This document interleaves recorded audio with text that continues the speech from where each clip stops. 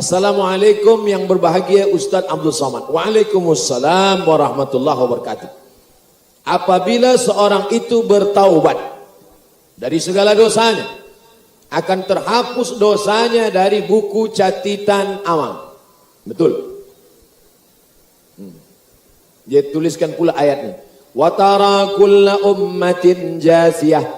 Engkau akan melihat tiap-tiap umat itu nanti akan berlutut cemas karena ketakutan menunggu panggilan. Kullu ummatin tud'a. Setiap umat akan dipanggil ila kitabiha, kepada buku catatan amalnya.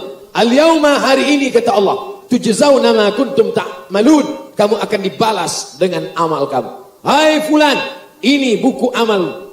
Iqra kitabak, baca buku catatan amal. Kita pun mula membaca buku catatan amal. Dari mulai cover dosa, bab 1 dosa, bab 2 dosa, footnote pun dosa juga, penutup pun dosa juga. Sampai-sampai orang itu berkata, mali hadzal kitab, mengapa buku catatan dosa saya ini la yughadiru saghiratan wala kabiratan, semua yang kecil-kecil, semua yang besar-besar ada di sini. Bahkan yang aku lupa pun ada juga dicatat. Bahkan yang tak dapat direkod oleh CCTV pun ada juga di situ. Mengapa ada ini? Mana soalannya? Adakah apabila seorang itu bertobat dari dosa, dosanya akan hapus? Bila kita bertobat, dosanya ditutup, tidak dihapus. Makanya disebut kafarah. Kafarah dari bahasa Arab. Mungkin orang putih pun mengambil dari kafarah itu juga. Kafarah, cover dia tutup. Tapi bila kita buat baik, cover dia buka. Yang dah tobat-tobat, dia tutup. Bila buat dosa balik, dia buka. Makanya kita minta taubatan nasuha. Taubat nasuha hingga mati, istiqamah. Allahumma rzuqnal istiqamah. Ya Allah, kami yang sudah bertaubat, yang dosa kami sudah Engkau tutup, berikan kami istiqamah sampai malaikat maut mencabut nyawa kami dalam husnul khatimah insyaallah. Bila kita istiqamah, Allah bagi 3. Illa man taba, siapa yang taubat, wa amana, beriman, wa amila amalan salihah, beramal saleh dia. Ulaika, mereka itu kata Allah, yubaddilullah, diganti Allah sayyiatihim, semua dosa-dosa mereka dulu. Mereka pakai narkotika, mereka pakai dosa, mereka judi, mereka zina. Yubaddilullahu sayyiatihim hasanat. Bukan hanya dihapus Allah, diganti Allah dosa-dosanya itu hasanat, menjadi pahala-pahala kebaikan. InsyaAllah kita kalau taubat nasuha, jangan buat dosa lagi, istiqamah, mati husnul khatimah. Semua dosa-dosa kita dulu bukan saja dihapus Allah, diganti Allah dengan pahala-pahala kebaikan insyaAllah. Amin ya rabbal alamin. Perselisihan di kalangan umat Islam merupakan perkara yang perlu diraihkan. Antara cabaran terbesar umat hari ini adalah apabila wujudnya kelompok yang merasa mereka adalah paling benar, sehingga tidak boleh menerima pendapat dan pandangan orang lain. Oleh itu, bagaimana kita sebagai umat Islam menjadikan perselisihan ini sebagai sesuatu perkara yang baik dan perlu diraihkan.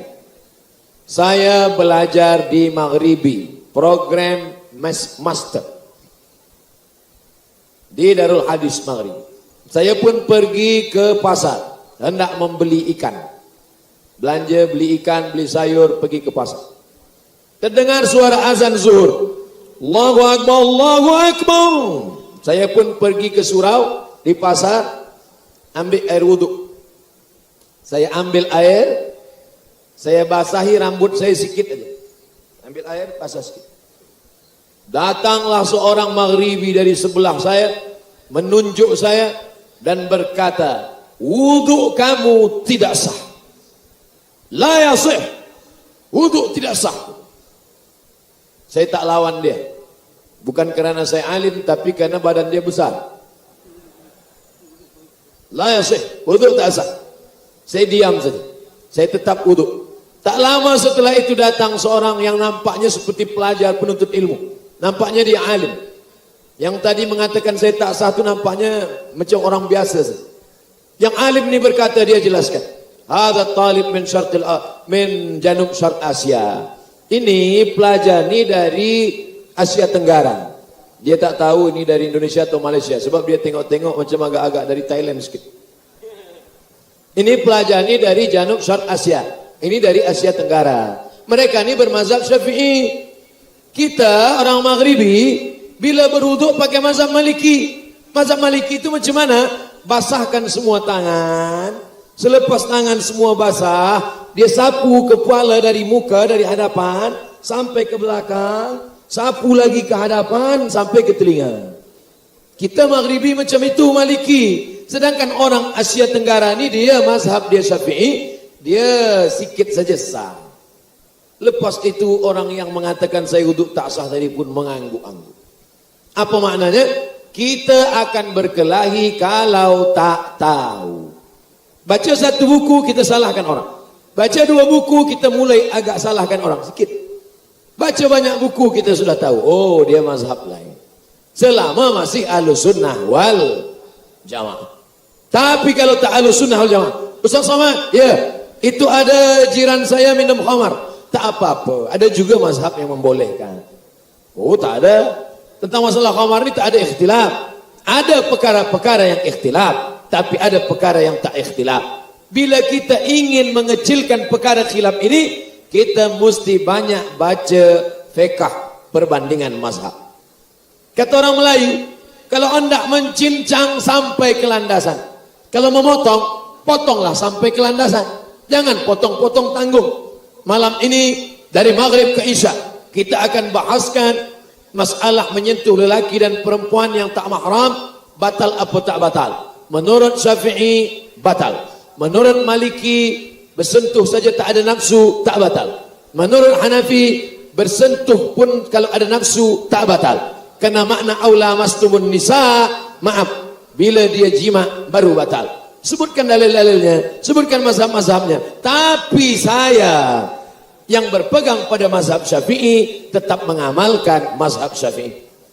Maka banyak kaji perbedaan fiqh. InsyaAllah ini dapat membuat kita lebih menghormati mazhab orang lain. Kalau tidak, kita sama seperti orang yang menengok gajah, tapi hanya melihat ekornya saja. Kita tahu gajah itu adalah bulat dan panjang. Bila ada orang mengatakan gajah itu tipis dan lebar, maka bukan gajah. Karena kita sama-sama tak pernah menengok gajah. Tapi manakala kita tengok dia sempurna, barulah kita tahu, oh, yang selama ini dia kata bulat panjang rupanya ekornya, yang selama ini dia katakan tipis dan lebar adalah telinganya, tapi gajah yang sesungguhnya adalah bukan seperti itu. Ini seperti puzzle, kita harus melihatnya secara lengkap dan sempurna. InsyaAllah dengan belajar kita makin berlapang dada menerima perbezaan khilafiyah, tidak menjadi konflik. Takwa dan kesatuan di kalangan umat Islam merupakan asas kepada keselamatan. Oleh itu, bagaimana cara untuk menerapkan takwa di dalam kehidupan menjadi amalan khasnya dalam warga kota Kuala Lumpur?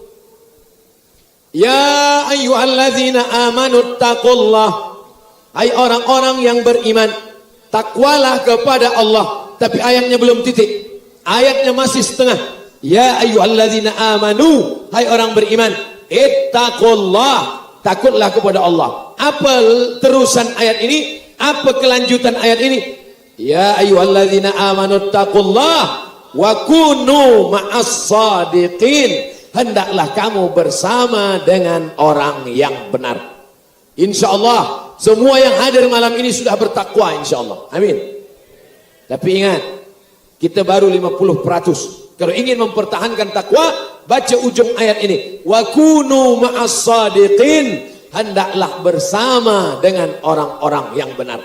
Takwa nomor 1. Yang kedua, berjamaah. Karena serigala hanya akan menerkam kambing yang memisahkan diri dari jamaah. Makanya bila ada jamaah datang, tidak cukup hanya sunnah. Ahlus sunnah tak cukup, maka disebut dua. Ahlus sunnah wal jamaah. Berjamaah masjid, berjamaah zikir, berjamaah umrah, berjamaah tazkirah, berjamaah maulid. Subuh esok ada lagi jamaah. Esok pukul 8 ada lagi jamaah. Jamaah tazkirah. Di mana? Di televisyen. Jangan lupa tonton esok pukul 8 pagi. Jamaah jangan sampai tinggalkan. Kalau sudah meninggalkan jamaah, na'udzubillah, kita akan tercerai-berai, hancur berkeping. Kita banyak, kata Nabi SAW, sampai masanya nanti kamu akan seperti makanan di atas meja makan. Satu menarik kakinya, satu menarik pahanya, satu menarik kepalanya, satu menarik dadanya, seperti panggang ayam di atas meja makan. Aqillatun nahnu yawma idzin ya Rasulullah. Apakah masa itu kami sedikit ya Rasulullah? Bal antum katsirun, kamu ramai, kamu banyak. Lakinnakum ghusaun ka ghusa'is sail, tapi kamu seperti buih di tengah lautan. Buih di tengah lautan, dipukul ombak, dihempas gelombang, hancur berkeping, tak bermakna, tak ada kekuatan.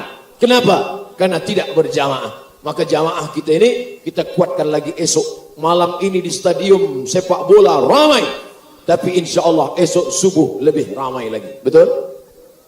Tengoklah subuh esok. Sifat semula jadi manusia adalah lalai dan lupa. Betul? Ini hadis Nabi. Al-insan kullu bani Adam khata'un. Semua manusia ini silap, lupa, salah. Wa khairul khata'in at-tawwabun. Sebaik-baik orang yang salah adalah yang bertaubat. Dalam ungkapan kalimah hikmah pula dikatakan, al-insan makanul khata' wan nisyan. Manusia ini tempatnya lupa, silap dan salah. Bila ada orang berkata, saya tak pernah lupa, saya tak pernah silap, saya tak pernah salah, saat itu dia sedang lupa, silap dan salah. Keadaan bertambah dahsyat lagi dengan sogokan hiburan dari berbagai sumber.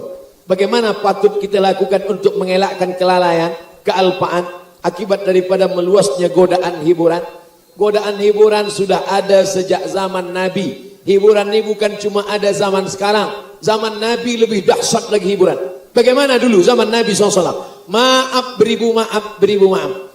Bila di depan rumah seorang perempuan ada satu kain putih, ada tiang, ada kain putih, itu menunjukkan maaf, itu adalah perempuan yang jahat, perempuan tak betul. Zaman sekarang perempuan betul, perempuan tak betul kita tak tahu. Nampak macam betul, rupa tak betul. Zaman Nabi memang dia bagi tanda. Seakan-akan dia berkata, kalau di depan rumahnya ada tiang, ada kain putih, itu maknanya ahlan wa sahlan. Apa maknanya? Perbuatan jahat zaman Nabi lebih besar, lebih dahsyat. Jadi kalau ada orang berkata, kenapa awak jahat? Saya jahat sebab zaman sekarang. Kalau saya hidup zaman dulu pasti baik. Belum tentu, mungkin lebih jahat lagi. Oleh sebab itu, la tasubud dahra. Kata Imam Syafi'i, la tasubud dahra. Jangan caci maki zaman. Jangan salahkan masa. Yang salah bukan zaman, yang salah bukan masa. Yang salah adalah orang yang mengisi zaman dan masa itu. Salahkah kita kerana hidup 1400 tahun selepas Nabi? Tidak. Mengapa begitu? Kerana kata Nabi SAW, al-ibadatu fil haraji. Orang yang istiqamah beribadah pada saat zaman banyak fitnah, kahijratin ilayya, sama seperti orang yang berhijrah kepada kita. Yang dapat istiqamah dengan banyaknya godaan hiburan ini, dengan banyaknya internet ini, dengan banyaknya televisyen maksiat, dengan banyaknya tontonan yang macam-macam, maka insya Allah kalau kita jaga ukhuwah, kita jaga persatuan, kita jaga jamaah, istiqamah, husnul khatimah, maka kita sama seperti orang yang berhijrah bersama Nabi Muhammad SAW. Last, bersempena dengan sambutan Hari Wilayah Persekutuan. Tema yang digunakan adalah sayangi wilayahku.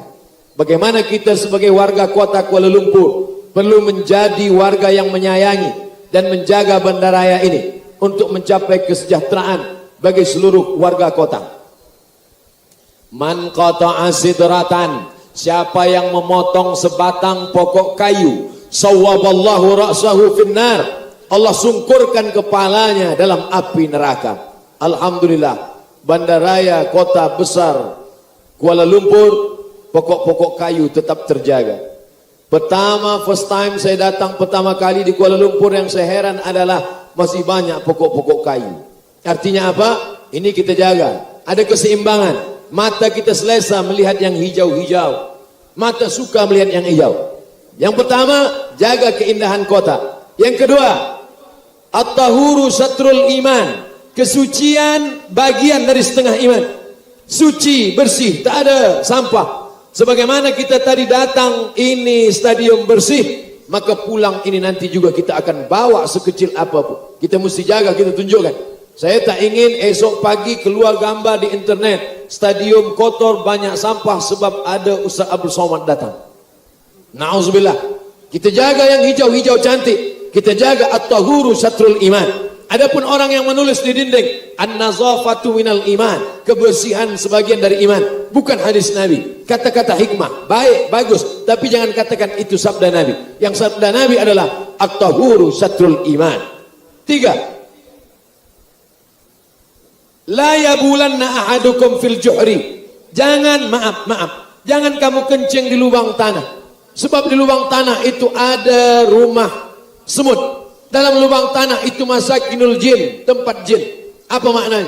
Sedangkan rumah lubang tanah tak boleh kita ganggu. Sedangkan rumah tempat semut tak boleh kita ganggu. Apalagi sampai mengganggu rumah-rumah manusia, tempat tinggal manusia. Menjaga kita. Dulu sebelum turun ayat warisan, bila ayah meninggal anak lelaki dapat 2 kali bagian anak perempuan. Istri mendapat setengah harta, seperempat harta, suami dapat setengah harta bila istri meninggal. Sebelum turun ayat warisan, antara orang berjiran berbagi harta warisan. Sampai turun ayat lidzakari mithlu hazil unsayain walakum nisfu ma taraka azwajukum. Maka kita jaga persatuan, kita jaga lingkungan, kita jaga kebersihan. InsyaAllah Allah akan jadikan negeri ini tetap dalam baldatun thayyibatun wa rabbun ghafur. Akhirnya saya ucapkan tahniah. Dan di akhir majelis yang dihadiri oleh para malaikat, tak tahu tak dari mulut yang mana doa kita ini menembus pintu-pintu langit. Mari kita sama-sama berdoa untuk kebaikan kita bersama. Khasnya lagi, saya baru dapat berita bahwa anak daripada pengasas Nahdlatul Ulama, pengasasnya bernamanya Syekh Hasyim Asy'ari. Syekh Hasyim Asy'ari punya nama anak Abdul Wahid bin Hasyim Asy'ari. Abdul Wahid punya anak namanya Salahuddin. Salahuddin bin Abdul Wahid bin Hadratus Syekh Hasyim Asy'ari, pengasas Nahdlatul Ulama dan mudir pesantren di Jombang, Jawa Timur. Malam ini baru saja meninggal dunia. Innalillahi wa inna ilaihi raji'un. Kita sama-sama berdoa, mudah-mudahan Allah melimpahkan rahmat kepada kita dan mengampuni yang sudah meninggal dunia. Ala hadhihi niyyah wa kulli niyatin salihah. Al-Fatihah. A'udzu billahi minasy syaithanir rajim. Bismillahirrahmanirrahim. Alhamdulillahi rabbil alamin.